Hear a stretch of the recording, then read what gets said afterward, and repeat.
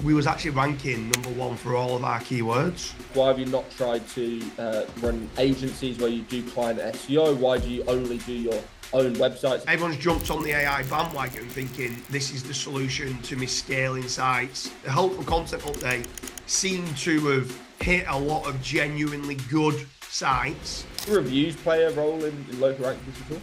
You've got to be able to do PPC, Facebook ads, YouTube ads, Twitter ads, Facebook retargeting. I don't want people to come onto my website and come off my site and not inquire and me not retarget them on Facebook.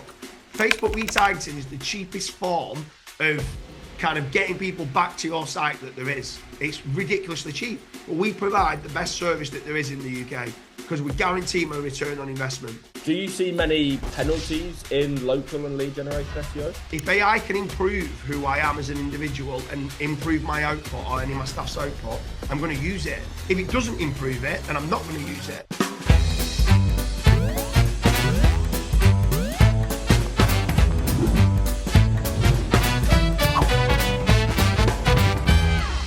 Hey guys, and welcome back to the channel and welcome back to another episode where I'll be interviewing entrepreneurs and experts from around the SEO world. In today's episode, I've got someone who's back on the channel once again. You asked for him in the comments. As per always, he's super popular. Please welcome to the channel, James Dooley, ladies and gentlemen. Woo! Doing you right? Yeah, I'm doing good, thank you. I'm glad you came back for another episode. I know in the last episode, we had a lot of people that wanted to ask follow-up questions and just get a lot more out of it because they're always looking for a lot of business insights, because I think you're one of the few people in SEO that's probably entrepreneur first and SEO second, whereas most people are SEO first and entrepreneur second, right? And I think that gives you a lot more insights into business and sales and all sorts of things that most SEOs naturally lack, let alone actually having any sort of knowledge around and stuff. So thank you for coming back on. I think the first question that I want to just jump straight into, and it kind of talks about that, is at what stage and what reason, and this is also asked by one of the comments, so what stage and what reason did you diversify your business? Because you started in the construction niche, I think, primarily, and then moved into every other niche that's profitable on the planet, it seems. Yeah.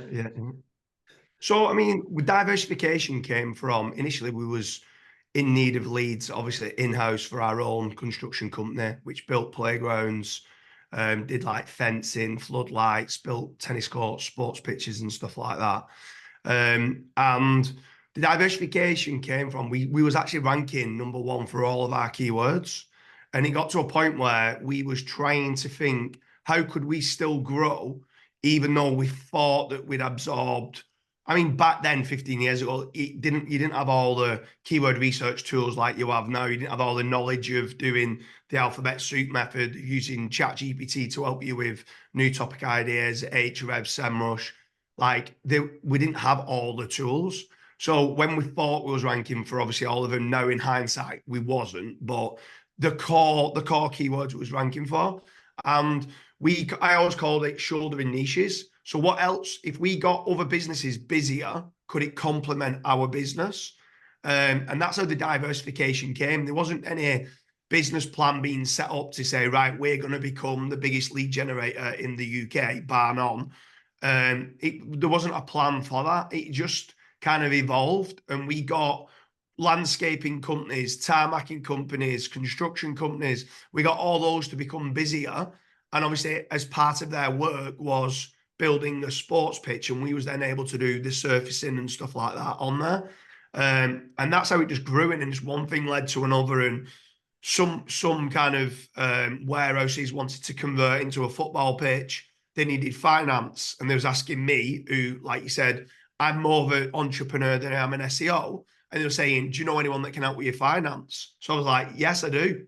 And I didn't, but I'm like, I'll find someone.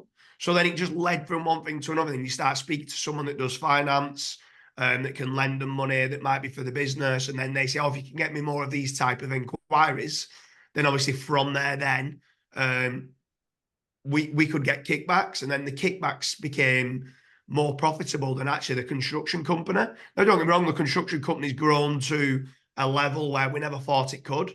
It's gone from £500,000 up to £8 million, but that's how the diversification came. So in being recommending what for other SEOs to do, I would start very niche and I'd stay in your lane to start with before you start expanding. Become the expert in, let's say, plumbing or electricians or roofing or whatever it is.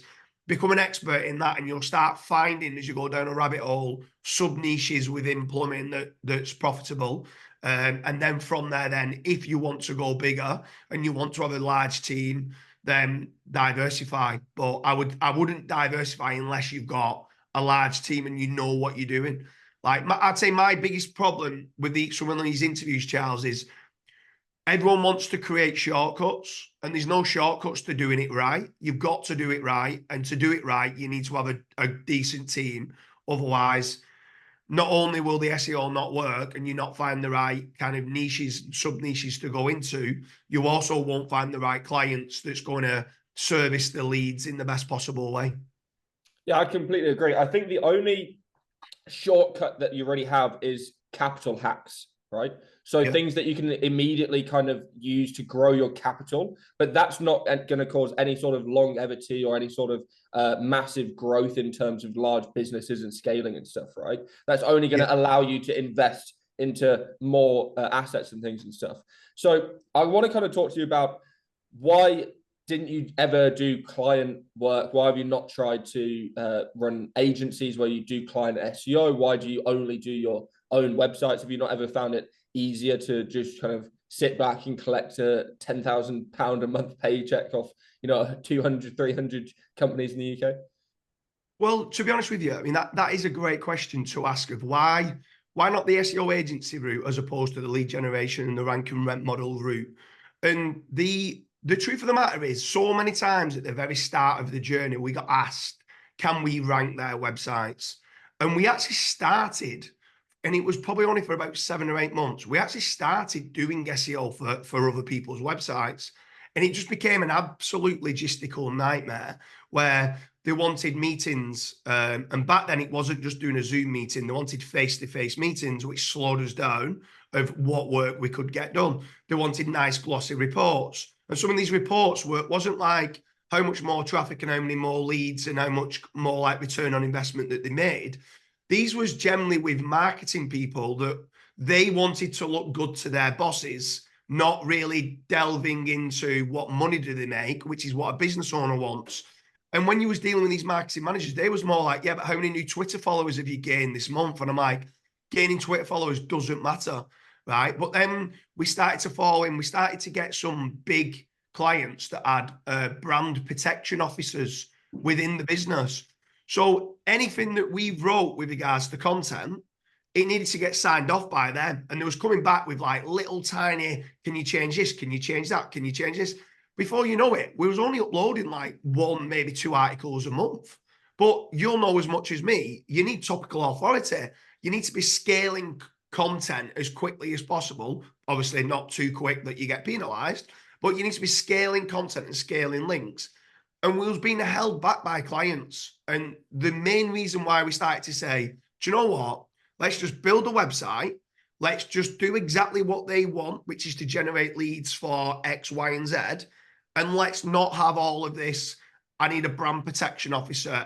I don't like the color of this button. Can you do this? Can you do that? We don't need to explain everything of what we're doing and why we're doing it.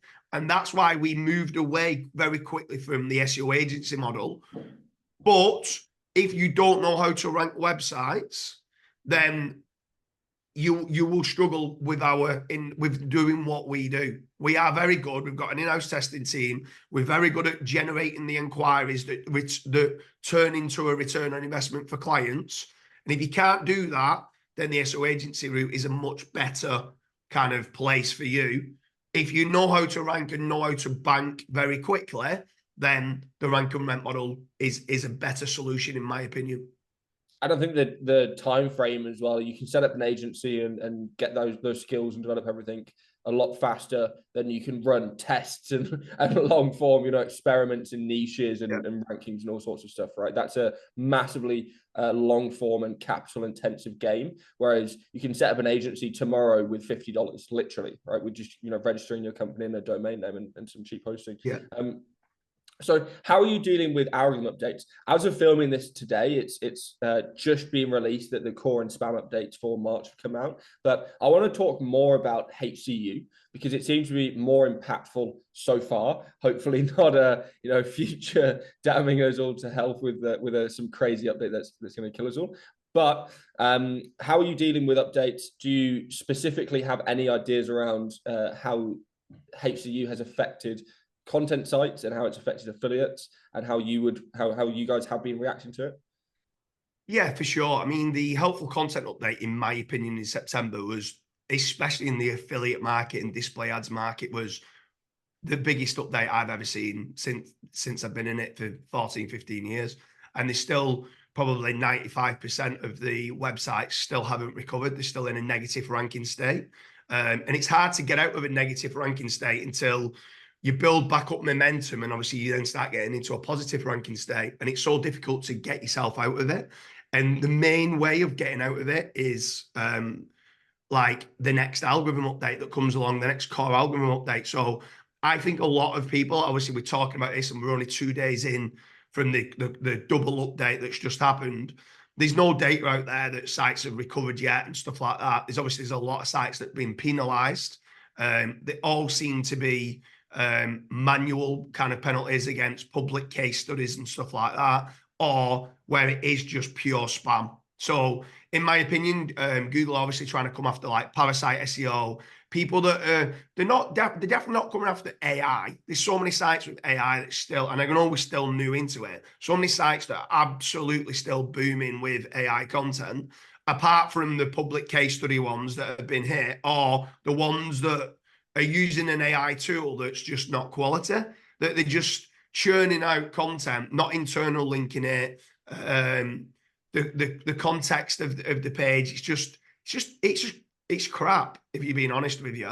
Like, and do you know what? Some of these people are just, everyone tries to shortcut the ways of doing stuff, and now everyone's jumped on the AI bandwagon thinking this is the solution to me scaling sites at a rate of knots. But you still need to have an SEO putting the right prompts in, uploading it, internal linking it, silo structure being good, trying to make it multimedia rich, adding videos, adding images in there and stuff like that, and making it good for the user. So like this helpful content update is, you should be doing helpful content for the users.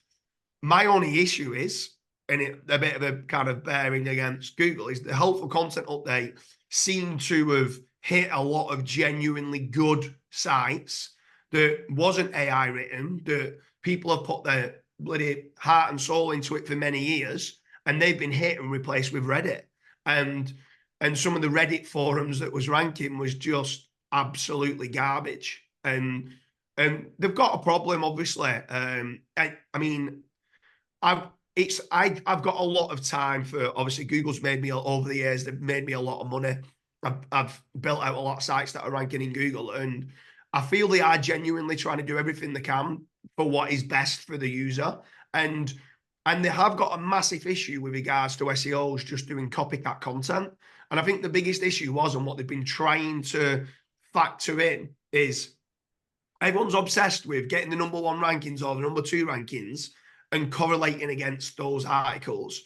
And Google's point is, if someone clicks on #1 result and doesn't like it, and then clicks onto #2 result, and it's the same as the #1 result, they still don't like it. And now they get to a point where they don't like Google because Google keep presenting them with the same article, but just slightly varied up and almost doing like what you used to kind of preach about 15 years ago. They're spinning the article. That's all people are doing.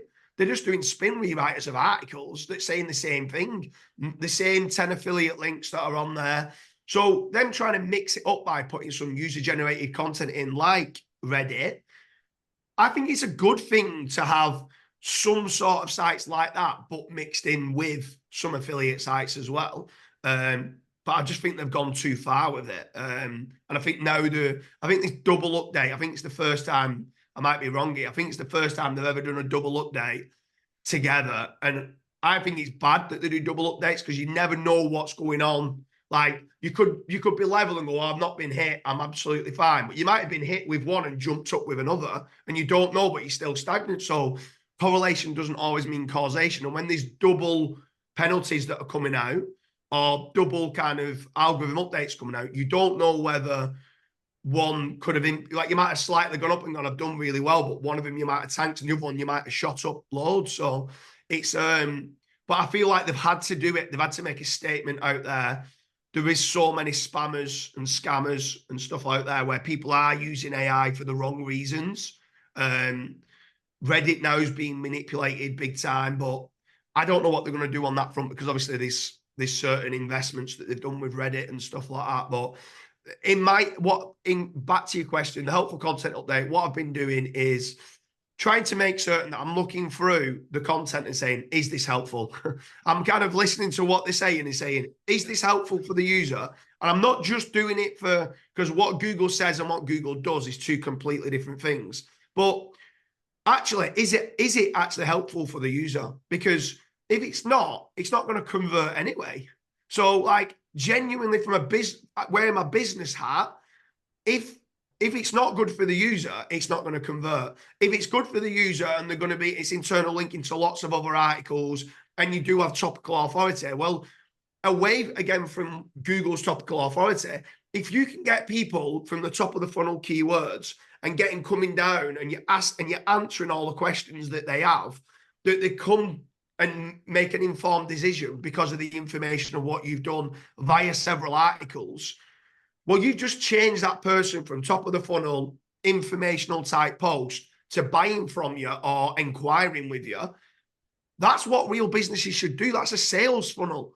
So people might want to call it topical authority, but I'm calling it on my own site. I want to try to get them here to convert in here. And it's a sales funnel. So yes, it's meaning cover the topic in its entirety and all the rest of it, but make certain it's bloody good content. Do you know what I mean? So that's kind of what I've done. And I'm not just wearing, like I said, I'm not just doing it wearing Google's hat to kind of follow exactly what they're saying. I'm doing it for the user, which is the most important part of why I'd created the site in the first place.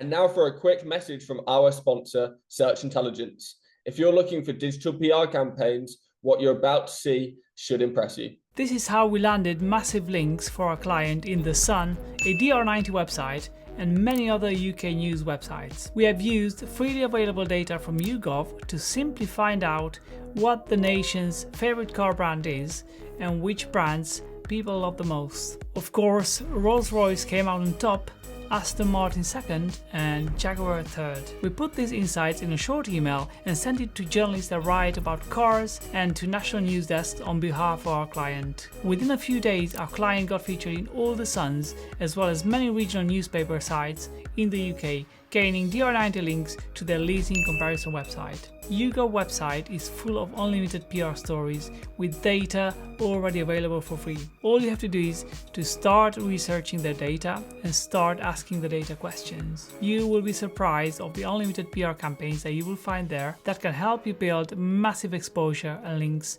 to your or your clients' websites. I hope this video is helpful and inspirational. I totally agree with everything you said. I think the fundamental issue that they will always have is that they're basing the algorithm now on classifiers, right?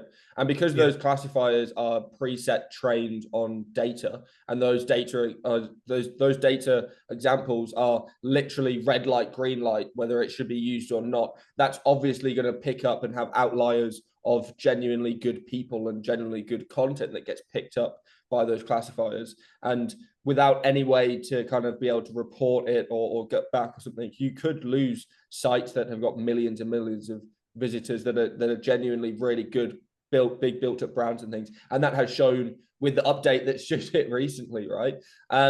So you manage hundreds, if not thousands of websites at this point. How do you do it? What's your processes? Do you just have a million employees running it all behind the scenes? Are you using AI to just run everything? How are you kind of managing this many sites nowadays? So we do use AI quite a lot now. Obviously, we're trying to integrate AI more and more. We're not replacing any humans with AI at present, but we're allowing AI to supercharge what they do, so their output. So like Midjourney and Dali and Adobe Firefly and all them, they're starting to use all the right tools to be able to create amazing images, better than images than my initial graphic designers was doing. They're able to put the right prompts in and create these images that I'm like blown away by. Wow, this is incredible. So on that front, from an image point that they're doing it, we're crunching the data a lot more using AI. So like lead nurturing and stuff like that. That's been a massive part. Like we've had several different data scientists coming in to work out what sites, how much we're spending on certain sites and what is our ROI, but also long-term ROI, because obviously there's times in certain industries, let's say mortgages, for example, you might not get paid on a mortgage lead for 7 months because it takes a while for everything to go through. Where if it's like a repair niche or an emergency niche, when we was crunching the data, we're like repair niche and emergency niche are the most profitable niches that you can go into. No, you just get paid faster on them. It's not that it's the most profitable niche. It's just you can almost get paid up front. Yes, not a problem. I'll come out today. It's going to cost you £200 as a call out charge. You've got to pay it now. If it's only costing you £100 for the lead and you're getting paid 200 straight away, you're going, wow, that's an amazing return on investment. But some of the others might only cost you £50 for a lead, but you might make £1,000, but it might take 7 months to get paid. So we've kind of been working on a lot of that data and on the lead nurturing side for AI. The truth of the matter is, yeah, we've got over 1,000 websites, including like the test data sites and stuff like that. And we've got a big team. Like we've got content writers, we've got editors, we've got now prompt engineers, we've got graphic designers, we've got videographers, we've got developers, we've got technical SEO team. Obviously, I've bought like certain agencies like Searcheroo, which does content and does. They've got like if I needed an overflow of content writers, they've got content writers. Invested in certain other tools. I bought Backlink Doctor that does a lot of disavows on behalf of like Rick Lomas. Got all of his processes, tried to improve upon his processes and make it even better from wearing an SEO hat to make certain that I'm not just disavowing links that might be powerful. That opened our eyes then to what is good links and what is bad links, what are trusted links, what are toxic links, because previously we used to do DR and traffic and think was advanced because we might do DR, traffic and relevance, where now we can kind of look at certain other parameters of toxicity and trust as well, which help with our buying or us earning the links. We're trying to do a lot of, with regards to AI now, crunch a lot of data and make a lot of linkable assets, and then actually outbound linking, reaching out to people that have linked to articles that might be 4, 5, 6 years old, and getting those. And we've had really good success with doing that. There's other linkable assets you can create with AI, like calculators and stuff like that. So AI's just allowed us to fast track building these amazing linkable assets that people genuinely want to link to, that you don't then need to go and try to start buying guest posts or niche edits or stuff like that. And all that's coming within it. So in answer to your question, yeah, it's difficult to keep the culture. You've got a middle management kind of team. You know all my team, obviously. So like when you first came in and you was training up like Dan, Elliot, Amelia and Lucy and Scott and people like that, they've now been with me for 11, 12 years. They was apprentices. They came out of school and was apprentices on £400-500 a month. And in the UK, that is like absolute pittance. You know what I mean? It's pennies. But that's how they started, and now they're directors of the company. They've grown massively. They've built up their own assets. They've evolved as individuals, and they've all now got like VAs and people that work underneath them that they've trained up and they've developed to help build the sites out and stuff like that. So I don't deal with every single member of staff within the company. I kind of try and deal with the middle management system, and they've all got kind of 8, 9 or 10 members of staff underneath them. But it's difficult, mate. I'm not going to sit there saying it's really easy to go and build out 1,000 sites that rank and dealing with all the different clients in all the different industries. It's tough. You've got to roll up your sleeves. You've got to work hard. You've got to make certain that your not only your customers are happy with what they're getting out of it, otherwise they're going to keep wanting meetings, but also your staff are happy. And generally speaking, we moved our model moved into the rank and rent model very quickly because our customers love the model. And when your customers really like it and they make a return on investment, then your staff start to have good relationships with your customers. The customers aren't ringing you up moaning. They're generally ringing you up with new niches, or can we build on this? If I give you more money, can you do X, Y, and Z? And they're always positive conversations. So I think that's very important. If you are doing, let's say, client SEO and you wasn't ranking, or they've been hit and stuff like that, and you're still trying to get £3,000, £4,000, £5,000 a month out of them, that must be a hard sell, because the traffic's dropped and you're still trying to get money out of them. Where for us, a lot of them only pay on a back end and on a conversion. So they only pay when they've made profit. And that's where we can guarantee a return on investment. And for that reason, we've got happy staff, which then means, we've got happy customers, which then means we've got happy staff. And it kind of all evolves from there. Yeah, your team level confidence really depends on your client success rate as well, right? So yeah, the amount of clients that we've had before that are, phoning up immediately 3 days after you've hired, where are the results, things like that and stuff. Yeah. And you're trying to get your team to just be try and set expectations, try and be that, but also their confidence just starts to go down if they continually have clients phoning up, right? So you want to be making sure that you're selling and managing expectations across clients or team, everybody. Do you use PBN hosting? Because you have so many different sites, right? How are you managing IP addresses, CDNs? Are you using some sort of PBN hosting provider? We use a majority of the sites are on use Cloudflare at the front end, but yeah, we've got different hosting. We don't use any PBN hosting. We try and keep everything on the premium front of hosting. We try and just do what a real business does at the end of the day. So we want to make, the last thing I want is my server to be overrun and us getting 500 errors. Do you know what I mean? Because that just absolutely kills the site. So instead of cheaping out and paying £5-10 a month on hosting per site, we spending a lot more. But I'm happy to spend, I don't know, I think it's something like £5,000-6,000 a month on hosting. So it's a big chunk of what we're paying, but they've got lots of different lots of different hosting providers for different industries and stuff like that. We try not to have any specific PBN hosting and stuff like that, because we just don't want a PBN network being taken down and then us with our money sites being taken down as part of that. So again, I don't really, some people kind of ask me, I can get it cheaper for you. And I'm like, I just don't want the hassle. It works. Clients are happy. It never goes down. It's protected with Cloudflare at the front end, so it's full cache and stuff like that. So if it does come up with any negative SEO kind of hits and stuff, Cloudflare can kind of help on that front. And I mean, you know me, I'm not very technical, if I'm being honest with you, mate. I just know that I just don't want to cheap out, and I prefer to get premium hosting where I just don't want any 500 errors. Otherwise, my technical team are going to get a right roasting off me. Yeah, fair enough. So you're using rank and rent quite a lot, right? Is it easy? Because a lot of people seem to, do these crazy titles about how you can set up rank and rent sites in 15 minutes, and it's the easiest business model in SEO, and you can make $15,000 a month, with 3 websites and things like that. I don't think it's that easy, and I know that local SEO is a lot easier than traditional SEO, where you're trying to rank for SERPs and e-commerce keywords and CPA keywords and things like that. But is the rank, how are you finding the rank and rent model in 2024 specifically?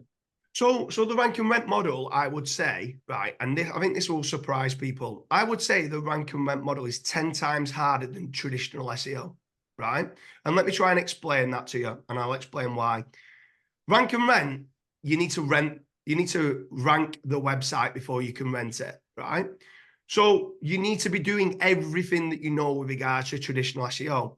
But then you could then go and do all that work, and it could be the wrong type of inquiry that you're generating. So you genuinely need to dig down with your client and not just chase the highest search volume keywords. It's where do they make money? And you need to get one of your salespeople to speak to them, several times over to try and extract information about them, extract product codes, extract specification information. Because if you want an architect to specify you, they're not going to type in something very generic. They're going to type in the exact, like they want a 3 mil self-leveling epoxy resin flooring solution. Do you know what I mean? They know exactly what they want, right? And you need to understand and cater for those because they're big clients and it could be a big job. Where if you are just doing garage flooring, for example, they might just type in garage flooring if it's domestic and residential. But you need to understand the whole logistical, where do they make the money? And you need to break that down. And sometimes dealing with a business owner and asking them, no, but where do you make your money? They feel awkward in answering that question. But you have to get that information out of them. And they're like, well, why do you need to know that? I'm like, because I'm trying to get you the leads that make you the most money, which will provide us the biggest kickbacks. I don't want to give you lots of leads that are like small jobs that you don't make the money on.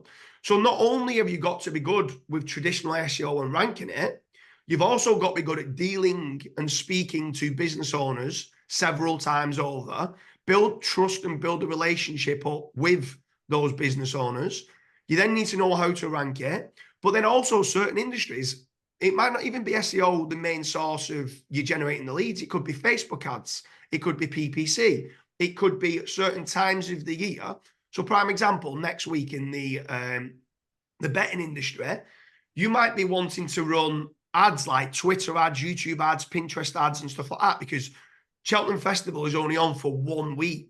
Do you know what I mean? So when it's only on for that 1 week, yes, it's all right. It's good to try and rank, but actually that week gets dominated by Google News, right? Google News takes over pretty much the first page. So are you good at ranking in Google News if you're doing like something that's specifically for a specific time or an event? You've got to be good at ranking in Google News. You've got to be good at display ads.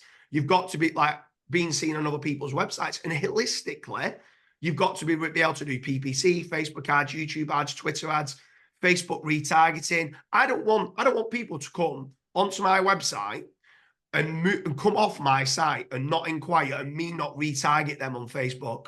Facebook retargeting is the cheapest form of kind of getting people back to your site that there is. It's ridiculously cheap. So I need people that are good at social media ads. It's not just, and also, and this is absolute facts and people can try to deny it all they want, getting people coming back to your site or getting traffic from external sources through to your site, in my opinion, is the #1 ranking factor above all. But you still, obviously, it's a bad statement to probably say that. You still need content, you still need links. But traffic and behavioral signals is key. So if holistically, I can get traffic from different sources going through to my website, I've ranked websites with, I would say is mediocre content, could be better. I've ranked it by getting a lot of traffic from different sources. I wasn't even meaning to be ranking it in Google, but because the amount of traffic it got from Twitter ads, YouTube ads, Pinterest ads, PPC, and all the rest of it, and those behavioral signals, it started ranking for terms that the words weren't even on the page. And it's ranking for those terms. And it's like, wow, Google are way more intelligent than you just thinking, oh, I've not got this word on a page, I need to put it on the page. Like behavioral signals and traffic is also a big factor alongside good quality content, topical authority, and backlinks. Do reviews play a role in local rankings at all? So we used to try to do GMBs, and what we used to try to do is we'd speak to the client and say, can we do a GMB at your address? Now, if they've already got a GMB at their address, you can't then go and do a secondary one, unless it's in like a different category and stuff like that. But Google have become very, very, very stringent on the maps listings to the point where literally loads of genuine GMBs have been taken down, right?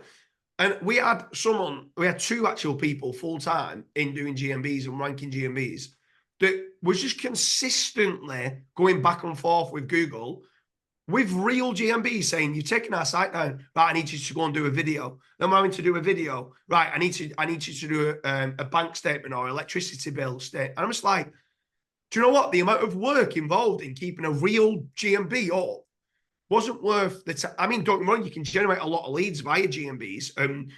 in your question, in answer to your question of does reviews help a lot on GMBs, but we've just moved away from it ourselves because too many times they just get taken down. Too many times, even real reviews. So like we had these little like cards that we'd give to customers. And whenever our customers was doing a job, we was asking them to send like a WhatsApp or an email to say, get your client, whether it's a school or a head teacher or whoever it is, once we've done the job, if you're happy with the job, get them to go and leave us a genuine review, right?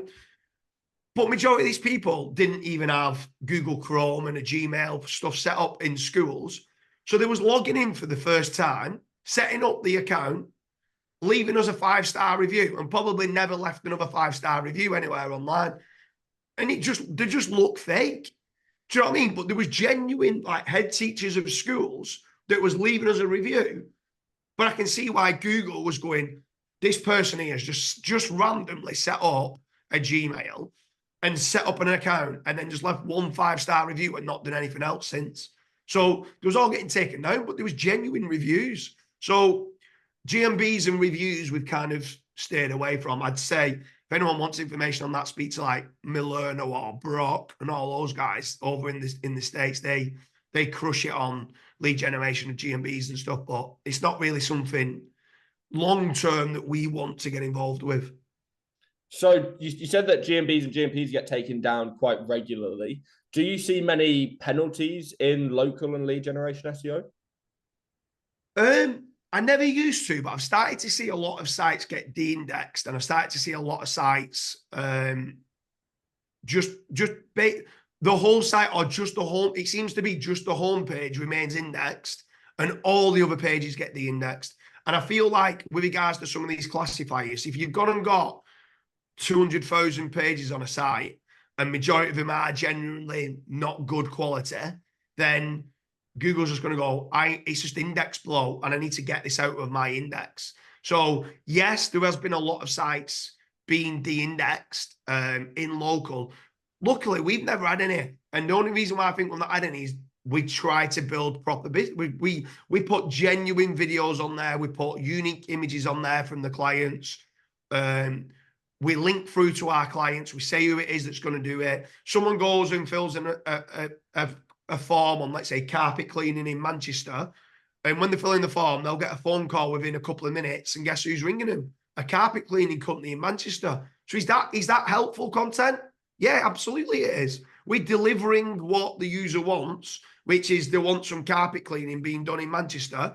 And a carpet cleaning company in Manchester is ringing them up. If you want a mortgage, a traditional, let's say, a first-time buyer mortgage in London, well, we've got mortgage brokers in London. So when you go and fill it in on that page, a mortgage broker from London goes and gives them a ring. And is that a good user experience for them? Absolutely it is. Where some of these people they're doing these mass page local sites even, and they're just spamming it with Ezoic, Mediavine, AdThrive, Google AdSense. And why are they doing that? Because what they've done is they thought that rank and rent or lead generation was very easy. And actually trying to find a client. Listen to this one. We do a lot of ours on a pay on performance and pay on conversion. So what we're telling them is, listen, Mr. Client, you don't need to pay anything for the website. You don't need to pay anything for content, anything for any backlinks, anything for any SEO, any PPC that we do, you don't need to pay anything for. Any Facebook ads, you don't need to pay anything for. Any videos that we create for you, you don't need to pay anything for. You don't even need to pay for the leads. All what you do is pay for the conversion. Are you all right with that? So many of them, even when we say all of that, are like, ooh, sounds like a scam.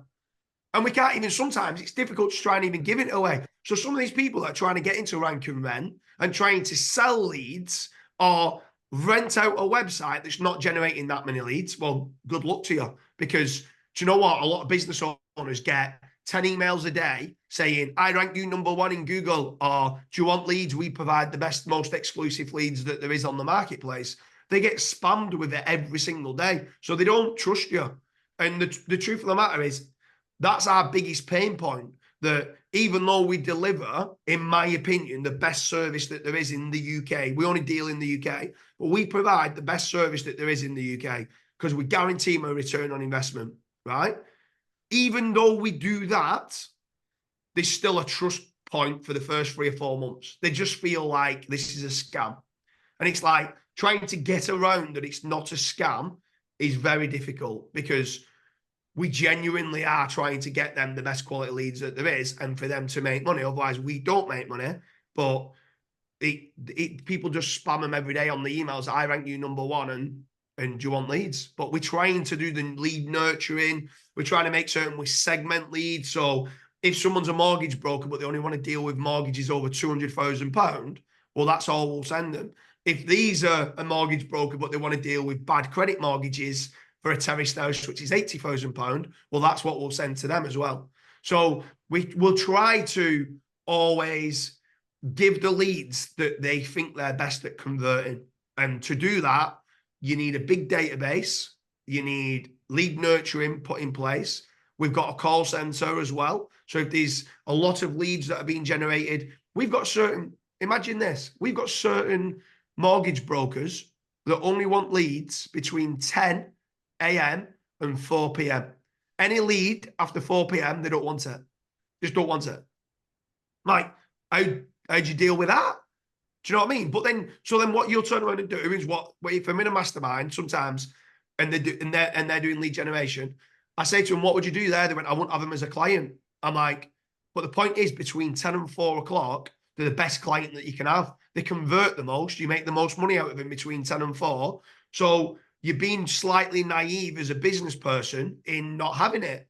But then you've got to have systems set up that at 4:01, the segmentation of the leads, it goes somewhere else. Have you got that database and that system that allows you to distribute leads at certain times of the day for where they convert the best? If not, well, good luck to you, because you're going to struggle. And the last question kind of follows up perfectly there with you. How are you attributing all of these leads when you're doing this kind of scale of lead attribution and making sure that you're actually getting paid out by so many clients and so many different vendors and things that you're working with? So everything's tracked with regards to how many leads, so because we're running a lot of ads as well as doing the SEO, everything needs tracking from the very start of how much the website cost, how much content's gone into it, how much links have gone into it, how much Facebook ads, PPC, Twitter ads, YouTube ads, everything, right? All the costs need attributing to a site, right? And then how many impressions and clicks that we're getting, and then how many inquiries that we're getting, and then they'll have on their end, which kind of normally we try to do it via an API, they'll have on their end a certain database. If they've not, we make them set up a Google Sheet, right? Which we can talk to the Google Sheet, which feeds back via like Zapier. I think there's 1 or 2 others that we're using as well, that feeds back into our database to see how many impressions, how many clicks, how many leads, how much conversion, and they assign a cost, an estimated cost of what they think that lead is worth. Now, even whether they convert it or they don't convert it, they just assign what they think that lead is worth, which feeds back into our systems to say whether it's good or whether it's bad. Then with the physical, what they pay is we've got like business development managers that are speaking through to them. And we know in certain markets that if you're getting the subprime mortgage leads, on average, it would be around £25 a lead is kind of what we should be getting. So as long as we're getting on a back end more than £25 a lead, where some customers we might be getting 60, 70, £80 on average a lead, but they don't pay per lead. They're only paying, okay, we won this job is £1,000. Oh, we won this job is £800. As long as when we're working it back, it kind of assigns to more than what we're happy to get per lead, then that's fine. But then we've then got to segment them of being like, that's a subprime lead. But if we know that they put more filters in place, like we only want it above £200,000 and we only want it in London area, that lead price might be £200 a lead. So if they're not giving us £200 a lead, then they're not good enough at converting our inquiries. Because we've got to, like Kurt Phillip at Convertica, he obsesses over conversion rate optimization. So he'll go and get a website, and if he can improve that website by 1% and it's getting lots of clicks, that could add £20,000, £30,000 onto your bottom line. literally just by changing some colors of buttons, the text that's on the buttons, the wording that's above the button, which then kind of incentivizes them to click it. That's all great. And this is what SEOs obsess over, about conversion rate optimization. But where I went back when I said rank and rent's probably 10 times more difficult than traditional SEO, on top of all that, we've got to be tracking conversion rate of how good that customer is, even though he says he's good. How quickly do they ring them up? How good is their sales team at converting those jobs and stuff like that? And we've got to start doing attribution. And is it better for us to do more lead nurturing? Like, should we, instead of sending like a quick contact form to them to fill in, and we're better doing like a long form piece of content and then like a multi-step form and getting more information out of them than just a quick form? Well, if I spoke to Kurt Phillip, Kurt would say, no, just do the quick form, 10% more convert with a quick form or whatever, than asking it 20 questions.